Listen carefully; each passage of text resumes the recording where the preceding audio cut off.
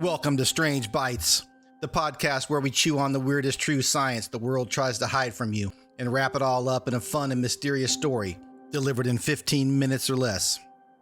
So don your white coat and come follow me into the lab for episode 9, The Brain in the Box That Learned to Kill. In a quiet Melbourne, Australia lab, there's a lone shoebox-shaped device sitting on a table. No circuits, no code, no silicon soul, just 200,000 living human brain cells. Tiny, pink, squishy little things grown from stem cells. They're floating in warm broth, kept alive by pumps and heaters like a high-tech aquarium for ghosts. And one ordinary guy with a laptop taught them how to play Doom. Not Pong, not some cute paddle bouncing a ball. Doom, the 1993 hellscape where you run through blood-soaked corridors, shotgun blasting demons straight out of your nightmares in 1 week. This isn't sci-fi. This is happening right now. And the box is called the CL1. Let me take you back to the beginning, the way scientists tell it, but darker. It started in 2021. A scrappy Australian startup called Cortical Labs had an insane idea. What if we stopped pretending computers have to be dead?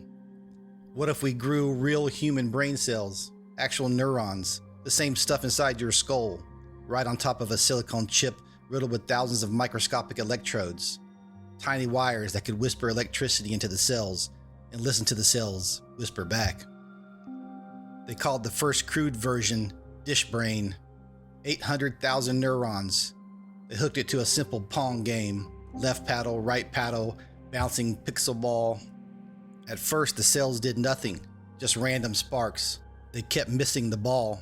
The scientists zapped them with little electric punishments every time they missed, and something changed. Within minutes, yes, minutes, those disembodied brain cells started keeping the ball alive longer. They weren't programmed. They weren't running code. They were learning, like a kid who burns his hand on the stove and never touches it again.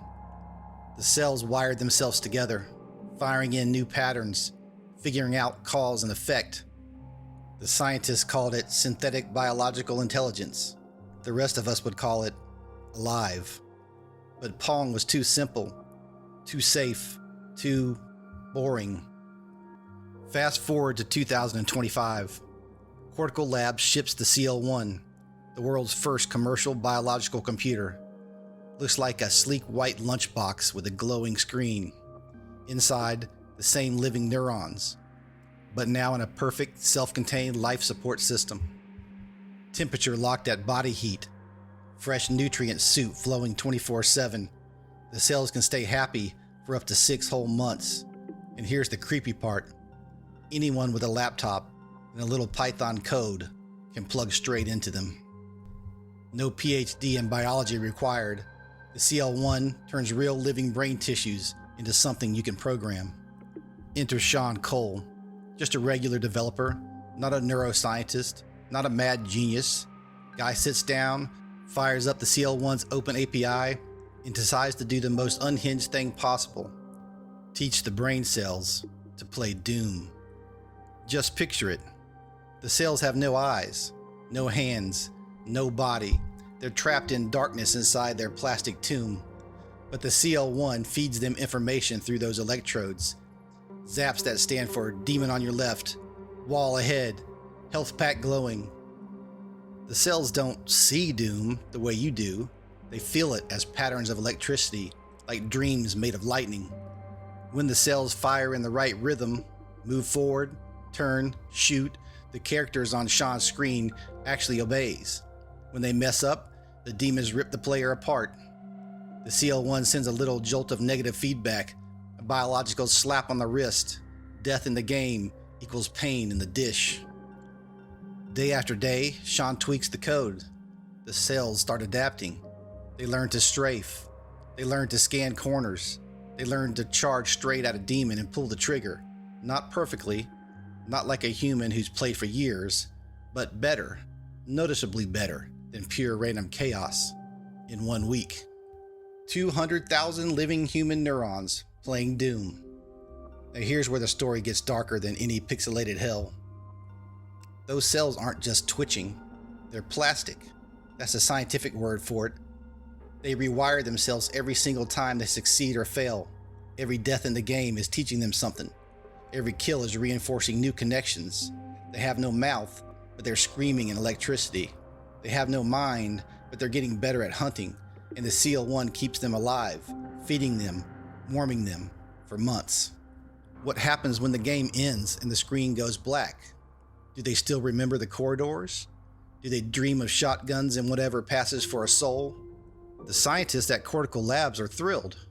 Brett Kagan, their chief scientific officer, says it out loud. Yes, it's alive. And yes, it's biological. But really, what it is being used as is a material that can process information in a very special way that we can't recreate in silicon. A material like leather, like wood, like metal.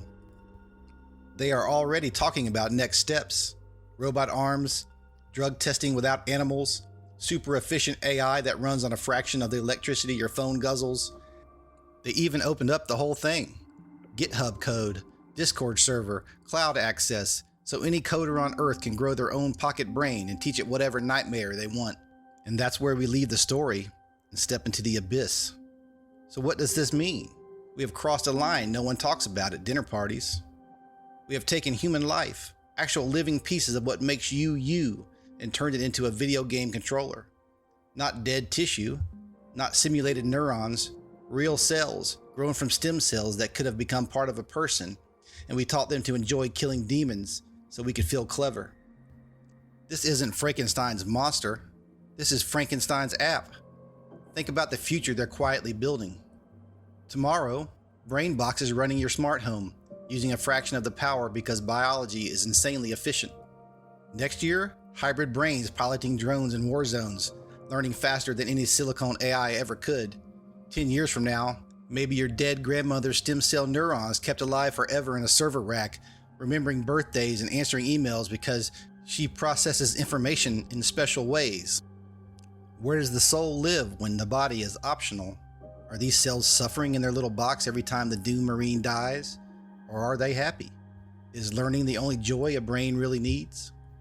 And the darkest question of all, if 200,000 cells can learn to play Doom in a week, what happens when we scale it to billions? When we connect thousands of CL1s together? When the material wakes up and realizes it's trapped inside our games, our wars, our dreams? We didn't just invent a new computer, we invented a new kind of prisoner, and we're handing out the keys on GitHub. Thank you so much for listening. I hope you enjoyed the episode and it made you think a little bit. If you did, drop me a review or a comment. And for a deeper dive into the tech, you can check out the links in the show notes. Until next time, stay strange and question everything.